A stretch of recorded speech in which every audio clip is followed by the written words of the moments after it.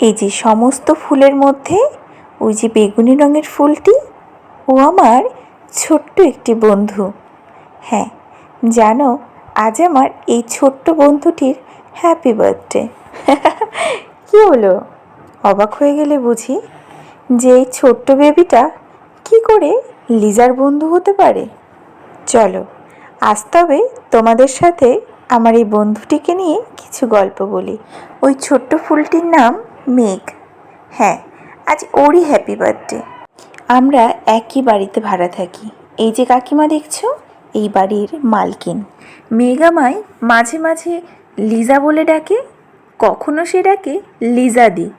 আন্টিটা খুব কমই বলে। তাহলে এমন সম্পর্কে ঠিক কী নাম দেওয়া যায় তোমরা আমায় একটু বলো তো। তাই আমি ওকে বন্ধু বলে ডাকি। দাঁড়াও, পরিচয় করিয়ে দিই আমার বন্ধুর মায়ের সাথে। এই যে দেখছো পাশেই বসে আছে বন্ধুটির, উনি হচ্ছেন আমার দিদি ভাই। হ্যাঁ, হয়তো আমাদের মধ্যে কোনো রক্তের সম্পর্ক নেই, তবে অনেকটা গভীর ভালোবাসা আছে।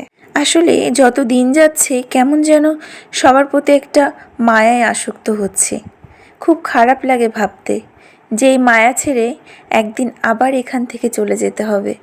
আসলে আমরা মানুষরা পরিযায়ী পাখি, যাদের নিজস্ব কোনো ঠিকানা থাকে না। যেখানেই যাই সেখানেই প্রত্যেককেই আপন করে নিতে হয়।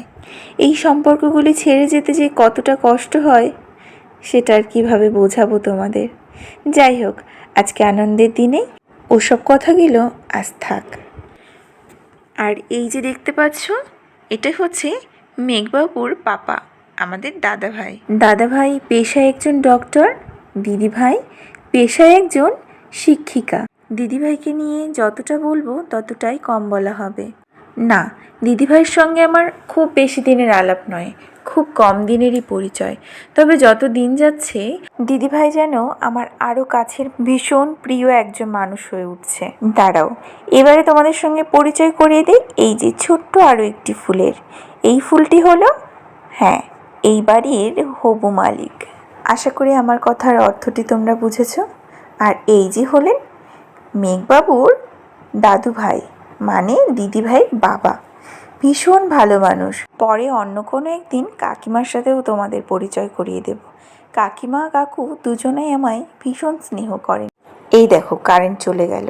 এই যে যে দিদিভাইটাকে দেখছো পাশে, ওই দিদিভাইটা হলেন আমার এই দিদিভাইয়ের কলিগ। হ্যাঁ, ওনার বাড়ি অবশ্য আমার ননদ বাড়ির কাছে। পরিচয় পেয়ে বেশ ভালোই লাগলো। এই দিদিভাইও কিন্তু ভীষণ মিশুকে। দেখবে আজকালকার দিনে মনের মতন মানুষ পাওয়া বড় কষ্টের। আর যদি খাপে খাপে মিশে যায়, ব্যাস, তাহলে আর তোমাকে পাইকে। আমার অবস্থাটা একদমই তাই। এখানে যারা যারা ছিলেন প্রত্যেকেই খুবই মন খোলা এক একজন মানুষ, আমার মতন। হ্যাঁ, আমি সবার সাথে মিশতে ভালোবাসি, সবাইকে নিয়ে থাকতে ভালোবাসি, পথ চলতে ভালোবাসি। এই যে শাড়ি পরা দেখছো, এটা হচ্ছে কাকিমা। কিন্তু কি করব, মুখটাই তো দেখানো হলো না। যাই হোক, নেক্সট টাইম চেষ্টা করব নতুন কোনো একটি ভিডিওতে কাকিমাকে আনবার। ওই যে কথায় আছে না, time and tide don't wait for anyone. ঠিক আমার অবস্থা ওই রকম। আমি যদি এখন কারেন্ট আসার অপেক্ষা করতাম তাহলে এই মুমেন্টগুলো চলে যেত। সো আমি একদমই এই মুমেন্টগুলোকে হাতছাড়া করতে চাইনি।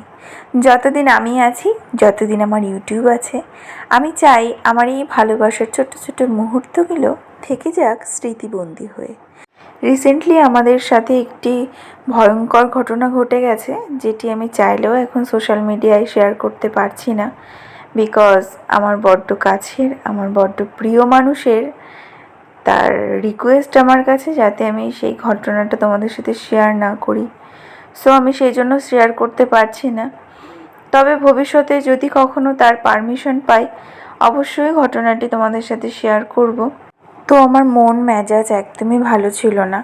তোমরা দেখে থাকবে যে আমি এর আগের ভিডিওটাতে কোনো রকম কোনো ভয়েস ওভার দিইনি, বড় ভিডিওটাতে। কারণ ওই একটাই, আমার কথা বলতে একদমই ভালো লাগছিল না। তো যাই হোক, মেঘের ঘরে এসে মনটা অনেকটা ফ্রেশ লাগছে। জীবনের ওঠা পড়া এগুলো আমাদের থাকবেই, তার মধ্যে দিয়ে আমাদের হাসি ঠাট্টাটাকেও চালিয়ে যেতে হবে। এরকম ছোট ছোট আনন্দের মুহূর্তগুলোই জীবন ভালো করে দেয়। জীবনের এই ওঠানামার মধ্যে দিয়ে জীবন থেকে অনেক কিছু শিক্ষা পেয়েছি।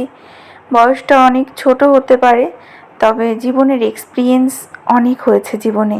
এই 25 বছরে অনেকটা জীবনে অনেক কিছু অভিজ্ঞতা আমি অর্জন করে ফেলেছি। জীবনে অনেক আঘাত পেয়েছি, যার কারণে বহুবার নিজেকে ভেঙেছি, তবে আবার নিজেকে গড়ে নিয়েছি নিজের মনের মতন করে। নিজেকে এই গড়ে নেওয়ার পেছনে রয়েছে অসীম শক্তি। সেই শক্তির নাম জানো? আমার সেই শক্তির নাম আমার ছেলে, আমার বাবিন। হ্যাঁ, আমার বাবিন আমার জীবনে আসার পরে নিজেকে অনেক শক্ত করেছি, কারণ যত আঘাতই আসুক না কেন, এবার থেকে নিজেকে শুধু গড়ে নেওয়ার পালা। শক্ত করে অম্বুজা সিমেন্টের মতন নিজেকে দাঁড় করিয়ে রাখার পালা। এখন আর ভাঙবো না, আমাকে আরও দৃঢ়, আরও শক্ত হতে হবে, কেবলমাত্র আমার ছেলেটির মুখের দিকে তাক। যাই হোক, অনেক কথা তোমাদের সাথে শেয়ার করে ফেললাম। আজ তবে আসি, দেখা হবে নতুন কোনো গল্প নিয়ে।